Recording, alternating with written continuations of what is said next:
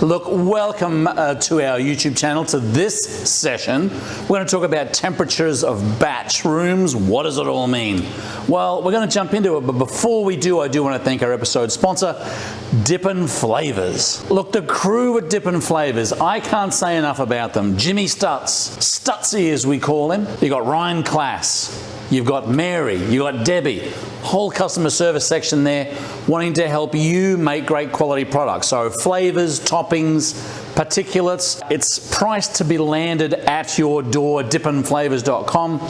The link is down below. We love dippinflavors.com. And if you have any questions, you tell them that Steve-O sent you. Okay, so we get this question a lot about the temperature of the batch room and what is the batch room? Well, the batch room primarily is where your batch freezer is and where you're actually physically making your ice cream products. Now, we don't necessarily refer to the batch room when we've got frozen custard or soft serve, because typically those machines are out in front at your customer service area. So they're both producing ready-to-use products, direct draw straight out of the soft serve machine, scoop it straight out of the dipping cabinet in front of the custom machine.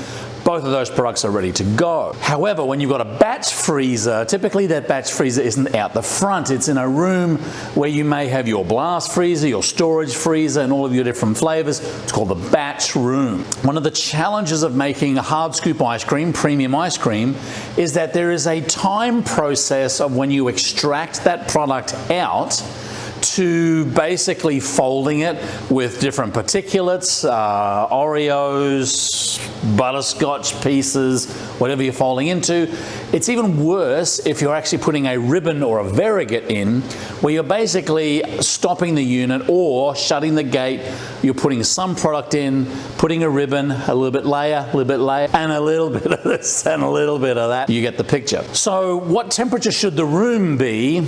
We have some people kind of say, well, should it be as cold as it can be? Should I have it 60, 65 degrees? Honestly, it does not matter. Most of your batch rooms can sit at about the regular room temperature of 70 or 72 degrees. What's more important is the efficiency of your procedure. So do you have your bucket frozen and cold, ready to extract into? Do you perhaps have a utility cart or a stainless steel table on wheels that your variegate sauces and your particulates are in? Is everything laid out ready to go so that you can basically minimize the time that that product is sitting in front of the batch freezer while you are dressing it, whether you are putting other different products or flavors into it. So no need for a cold batch room, but you do need to make sure that you're getting that efficient process going so it's not sitting out in a 72 degree room while you're dilly-dallying around. Do the kids still say that, dilly-dallying? Anyway, so again, the process is that you want to have everything organized, ready to go.